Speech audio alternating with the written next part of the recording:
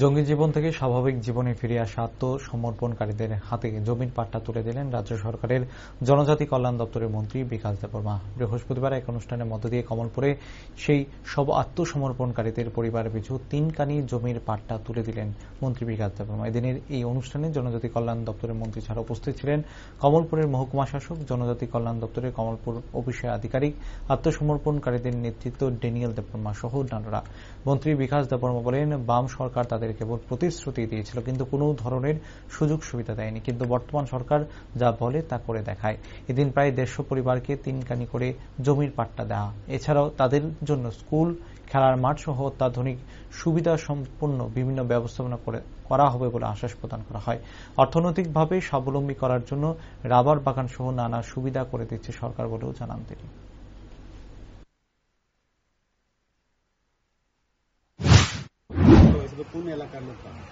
হ্যাঁ, নমস্কার সব মিডিয়া বন্ধুদেরকে।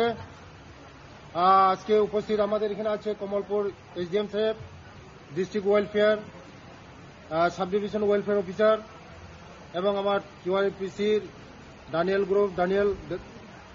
বরক। আজকে 150 জনকে ওরা রিটার্নার্স তাদেরকে পাট্টা দেওয়া হয়েছে সেলামা ব্লকের মাধ্যমে।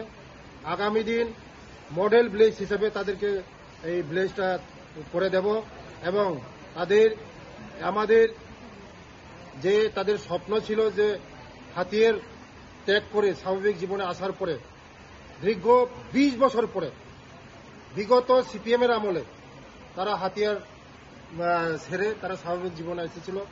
আজকে 20 বছর পরে তাদের এই যে পাট্টার ব্যবস্থা করে দেওয়া হচ্ছে।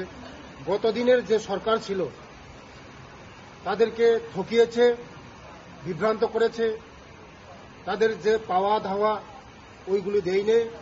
আজকে আমাদের জনপ্রিয় মুখ্যমন্ত্রীর নেতৃত্বে যে সরকার আছে, আমাদের দেশের যশস্বী প্রধানমন্ত্রী নরেন্দ্র মোদীর যে সরকার আছে, এই আমাদের যে মানিক সাহেবের নেতৃত্বের যে সরকার মাধ্যমে আমরা তাদের যে পাট্টা 3 কানি 3 করে প্রায় 150 ফ্যামিলিকে আমরা প্রায় 500 কানি 50 কানি হলো।